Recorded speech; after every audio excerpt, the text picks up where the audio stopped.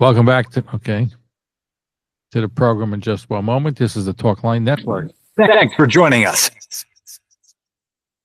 Talkline Network Radio, America's longest-running Jewish broadcast network, the voice of the Jewish community.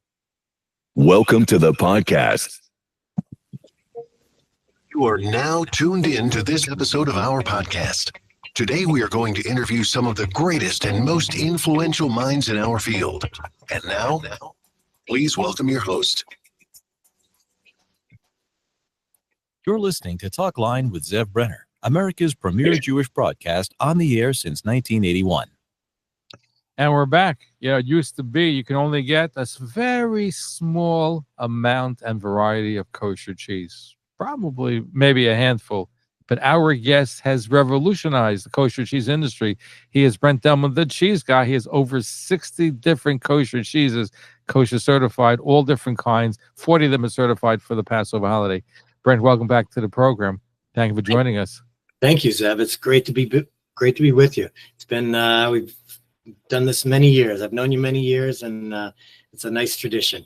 Well, it's nice to have you because I'll tell you what Kedem has done to kosher wines, and there used to have a handful of brands, mostly sweet wines, are available today. It's a growth industry. You can add the finest kosher wines from around the world, and the same thing in the cheese industry. What you've done, 29 years that you've been doing it, where you've taken cheese which was only a handful, and not very good, I should say, and you made it more palatable, and you had all different kinds of exotic cheeses, all kosher, so people are able to enjoy cheese like they never before. Yeah, thanks. That's the goal. That's been the goal for the last 29, 30 years. And thanks. Thanks for recognizing it. And it hasn't always been easy, but it's been very rewarding. So this Pesach, this Passover should be a lot of fun. There are a lot of varieties. A lot of the products that were not kosher for Passover are now kosher for Passover. So I think there's going to be a great selection, and people can have a lot of fun this Pesach. I want to talk about it because the kosher palate has changed. They want more refined. They want better quality. They want different samplings. So when you mentioned that you have more variety available for Pesach, give us a taste of what one can expect for the holiday, where they can get, if they want to go dairy. And people using cheese platter is also very popular. Sure, I'll give you I should say. A taste, no pun intended, right? Of course not. So, it like you said, it used to be only a handful. We had a handful of varieties that were available in the kosher world in general, but especially for Pesach. I remember growing up and spreading cream cheese on matzah, and there weren't very many options. But now I have French, a lot of European cheeses, French, Spanish, Italian. A lot of European cheeses, a lot of domestic cheeses. American cheeses are becoming, the quality has improved greatly over the years. I attend different American Cheese Society trade shows and different things. So the level of cheese, the quality of cheese has been elevated in the U.S. So a lot of our cheeses are domestically produced, and we've gotten them certified kosher. So things that are available this Pesach are items, a lot of goat cheeses, sheep milk cheeses. So it used to be that it was almost all cow's milk cheeses. So we had basics like Munster and a cheddar and a couple other sort of basic varieties. But now we have many types of cheddars, including raw milk. It means that the milk has not been pasteurized, which is a lot of people are looking for because of the health benefits and also the taste. So raw milk cheeses, we can come back to that, and I can go into a little bit more detail there. But so raw milk cheeses like cheddars, we have different flavored cheddars, Havarti with dill. So those are some of the domestic cheeses. And then on the imported side, a lot of the sheep milk cheeses from Italy. A lot of my sheep milk cheeses come from the island of Sardinia, Italy, where the sheep are grazing in the fields. So they're actually organic, even though we haven't gotten some of the certifications, but they are the milk. What you're saying they're organic, even though that may not be labeled as organic. Correct. Just because it's sort of like kosher that you need formal certifications and there are fees to be paid, et cetera, et cetera. But these sheep milk cheeses are organic, even though, like you said, that doesn't state it on the labels. And then we have goat milk cheeses, so interesting things that have not even been available before in the non-kosher world. So things like goat Munster, goat mozzarella, and then the fresh, like the goat logs, sort of the traditional goat logs, the fresh goat cheese that people are used to in different flavors. So we have plain, honey, cranberry cinnamon. So a nice variety. Wow, you're getting hungry. Of course, you can use it year round. Do tariffs on European Union and other countries affect you and kosher cheese? So they will. They probably will. I mean, it's obviously we have yet to see what, how everything's going to shake out. But it will affect us. So far, it hasn't. They could affect us in a positive way, in the sense that for years I've been wanting to export to Canada, and Canada has very high trade barriers against American dairy products. I know that I have a lot of Canadian customers who come down to the States and take my product back home to primarily the larger metropolitan areas, Toronto and Montreal. So, but yeah, we have a big following in those areas. But if the U.S. puts counter tariffs on on Canadian products, who knows? Maybe the Canadians will come to the table and allow us to export some fine gourmet kosher cheeses up to Canada. Wow, but you're doing something which I don't know if anybody else is doing, because you have so many different varieties of cheeses. Do you always come up with a different idea? How do you come? You have 60 products. Some of them are even new in the non-Jewish world. How do you come up with these ideas? So I read a lot. I go to trade shows. I see what's available. I meet with small farms. I go out to, when my wife and I, when we vacation, she loves museums and art and symphony and things like that. And I love to, we compromise. We'll go to one of those, and then we'll go to a farm, and we'll see how, we'll go to dairy farms in local areas. So I travel the world. We travel the world. I meet with local farms, seeing what they're producing. And then the other thing is, we do a lot of events, and I personally do a lot of events. I go out to shuls. I do wine and cheese tastings. We participate in farmers markets, local farmers markets. We do demos in stores, and we get feedback from consumers.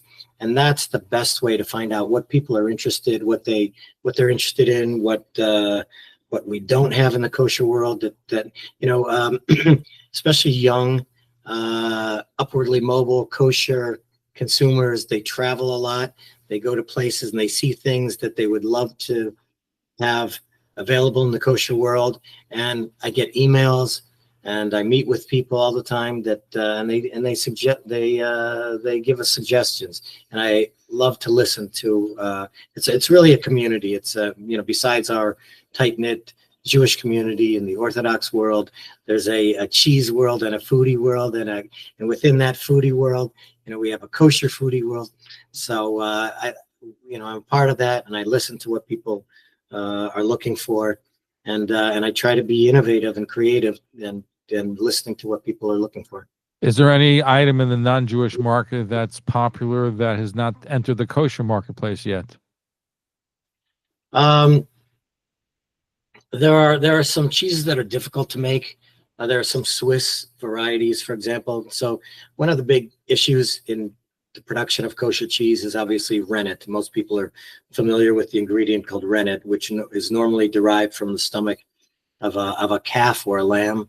And we don't use those. I don't use those in any of my cheeses. It is possible halachically it's a very difficult process to make a couple of different varieties with a kosher shechted animal to use kosher rennet. But anyway, I don't want to digress into that. But so all of my cheeses are also vegetarian friendly, meaning we don't use any animal enzymes, which includes rennet. There's another one called lipase, which is derived from different organs in the animal. But we don't use any of those. We use substitutes like microbial rennet, etc. And so some of the cheeses, going back to your question, some of the cheeses that that use only animal rennet are difficult to make without animal rennet. So some of the for example, Gruyere. But just to give you an example, though, I do have a couple of cheeses here that I can show you. One, this is a sort of a coup that an accomplishment that this is a cheese we call fromage de Paulette, and if you could see, it's a French cheese with what's called a washed rind. It's got that orange rind on the outside, which is pretty funky, as we say, or it's in the cheese world, the not so sophisticated term of stinky. It really is a stinky French cheese, and it's for the first time it's now kosher. The name of it is our proprietary name. It's called fromage de Paulette. I'll tell you the way I came up with the name. So it's very similar to some of the cheeses in France that they name after saints. And so there's one in particular that's called Saint Pauline, and it's very similar to some other cheeses. It's a great melting cheese. It's similar to raclette or Port Salut. Anyway, I did a lot of research into the region. I was in the region where the cheese is made, and there was a famous Jewish nurse during World War II, and her name was Paulette. So I named the cheese after her. She saved thousands of Jewish orphans during the war, sent them to then Palestine, now obviously Israel, and she set up many orphanages in the land of Israel and saved these thousands of orphans. So the cheese is sort of aptly named after her, a Jewish hero. And so fromage means cheese. Fromage de Paulette is named after her. Anyway, so it's a very, like I say, this funky, pungent type of a French cheese. It's kosher Pesach, kosher for Passover. And it's very creamy. The outside has that strong aroma to it, but the inside is very creamy and a great melting cheese for fondues and different things like that. Brent Delman is our guest. He's a cheese guy for 29 years. He's gone where nobody has gone before in the cheese world, revolutionized the cheese industry, making 60 different products, cheese products that are from all over the world that are kosher certified. I believe it's the Orthodox Union who gives you your main certification, correct? That's correct. That's correct. I work very closely with the OU. They've been wonderful partners.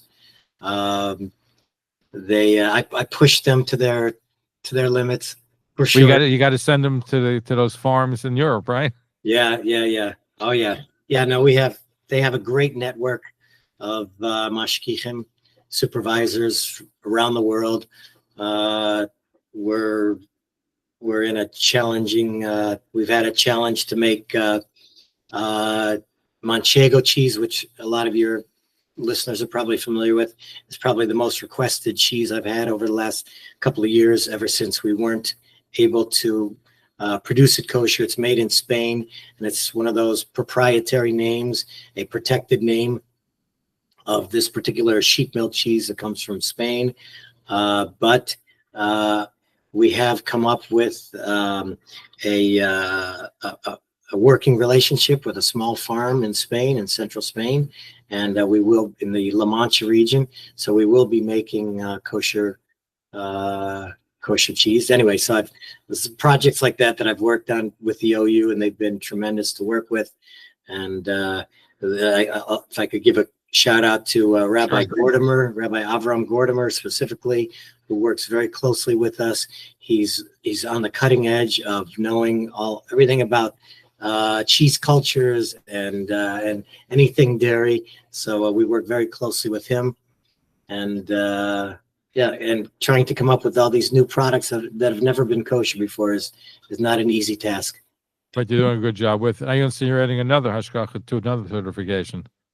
Correct. So it's a new relationship that we've also been sort of courting for a while, but it's finally coming to fruition. We're going to be working with the CRC, the Sachtas, the Satmar Sachtas, and out of Brooklyn. So it's going to be a joint, sort of a joint venture between the OU and the CRC. We have a small dairy farm up in New England that we're going to be coming up with some very creative types of cheese that are going to be available then to consumers in some of the markets that require that type of a certification, right? Certification as well. So, Brent, you also have a companion company, which is called Fine Pairings, because cheese boards are very popular. So you don't just cut the cheese, you also have other products that you bring to the table, so to speak. Another pun there thrown in there, huh? We won't go there. I don't want to punish you too much, but go ahead. Yeah, so the trend, the craze really these days is the cheese board.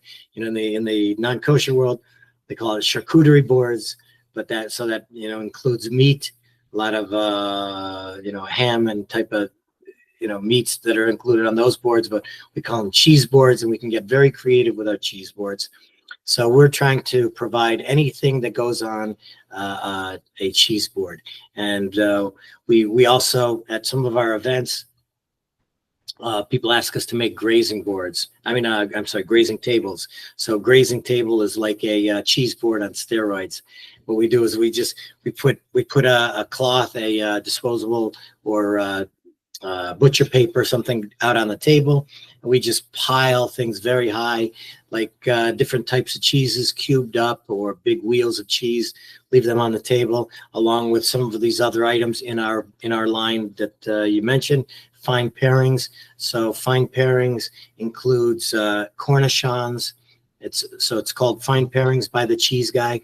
So it's cornichons, which are little gherkins, pickles, that go very well with cheese. They have that savory and herb. They have herbs and spices and salt, so it goes very well with cheese. And then we also have jams from Switzerland under our brand, a fig jam and an apricot jalapeno jam, which is wonderful, very unique. Yeah, so that you just put a little slather, something like these preserves on some of our cheeses, and they go very well. So we have the cornichons and the preserves, and then we have crackers. We have Italian rustic crackers. I know you mentioned you've tried them. I tried them at some of your events. They're very good. Excellent. Thank you. You didn't mention the balsamic vinegar. I heard that's a special category too, right? Yeah, absolutely. Funny you should mention it. But it's different than other balsamic vinegar. It's because you put your own recipes of all these items that you have. It's not just plain. It's your own special spin on it too. That's correct. So this is aged a little bit longer, the balsamic vinegar. It comes from the real authentic region of Modena in Italy. So it's the real thing. It's the real deal. And it's also a high concentration. Let me point out something here. So this small bottle, we have a large bottle and we have a small bottle. On this small bottle, you'll see the number of grapes on the label. And that signifies the amount, the concentration of grape must, which really comes from the skin of the grape that goes into the production. A lot of people ask if there's caramel coloring in this. Absolutely not. There are no artificial ingredients in here, and it's the real deal. When you try it, it's sweet and it's acidic. And it goes really well over anything on your Pesach. It's parv, and it's kosher lePesach, and goes well over salads or drizzle a little bit over our cheeses. Right, So you have wonderful products. By the way, you're going to go into the wine business too, because that goes well with cheese as well. Now, I'll leave that to the wine experts. Is there any particular wine that you find goes best with your cheeses? So, interestingly enough, I do a lot of wine and cheese pairings events, and I have some I work with Kedem and Carmel and a lot of companies. We partner up almost on a weekly basis, and so you want to pair. It's like food pairings. You want to pair things that complement each other. So in general, with the harder, more intense cheeses, the sharper cheeses, so things like Parmesan and the Pecorinos. So, for example, this cheese I have, which is called Viney Sheep. This is one of the sheep milk cheeses that comes from the island of Sardinia, as I was mentioning. It's a hard cheese. It's been aged. You can see the rind, and this one has been aged for over 9 months. So this would require something like a more intense, full-bodied red wine, like a Cabernet Sauvignon or a Merlot, something like that. And but in general, what I would say is white wine tends to pair better with cheese. It tends to be a little bit fruitier, a little bit more mellow, some citrusy notes. You know, each wine has its different notes, but in general, I would say white wine tends to pair well, unless you're talking about some of these really intense cheeses. You want to pair a full-bodied red wine that will complement, and one will not overpower the other. How does rosé fit into the picture? Rosé wines. Yeah. You can, and there's no. Is that one of your favorites? That's mine. I'm more of a champagne, rosé, bubbly wines. That's my favorites. Yeah. So here's another example of an item of ours that would pair really well with the rosé or with champagne. So the traditional. So in the sort of secular world, the New Year's Eve, January 1st or December 31st evening pairing is champagne and brie. So this is a camembert, which is really like a brie style cheese. And I make this up in Vermont on a small farm. So champagne, this traditional pairing of champagne or rosé, that type of a sparkling white wine goes really well with a soft French style cheese like a camembert or a brie. We should call you the cheese maven, not just a cheese guy. You certainly know your cheeses, that's for sure. So Brent Delman, the founder for the last 29 years, pushing the boundaries of kosher cheeses, and they now has them from around the world, over 60 different varieties. 40 of them are kosher certified for Passover. Thank you for joining us. A happy and healthy Passover to you and your family. Thank you. If I could just mention that one way to purchase our cheese is direct online, www.thecheeseguy.com. So we're in stores all over the place, retail stores. We partner up with those stores. We're not looking to undercut them, but there are some items that may not be available in the stores, so you can get just about everything from our website. Certainly good advice, and they can check out all the varieties that they have, and you can tell your favorite store to carry the cheese guy too. Wouldn't hurt. Absolutely. Well. Thank you, Zev. It's been great being Thank you. Good to have you back, and keep it flowing. Keep the cheese. You're, like I said, revolutionizing the cheese industry, where I remember there was such a small variety, like a handful, literally, and 60 different ones, and 40 kosher for Passover. Amazing thing. Thank you for being here with us. Thank you, Zev. Thank you for tuning in to Talkline with Zev Brenner, America's premier Jewish broadcast, the pulse beat of the Jewish community. For continuous Jewish programs, TalklineNetwork.com, or our 24-hour-a-day listen line at 641-741-0389. For past shows, you can find us on iTunes, Spotify, Amazon, YouTube, Instagram, and all major podcast platforms, or jewishpodcast.org. Thanks for listening to the TalklineNetwork.com. Follow us on Facebook, Twitter, and Instagram. Great job. It's already posted on YouTube. I'll add a little bit more information to it, but it's ready on YouTube. Oh, wow. It should be on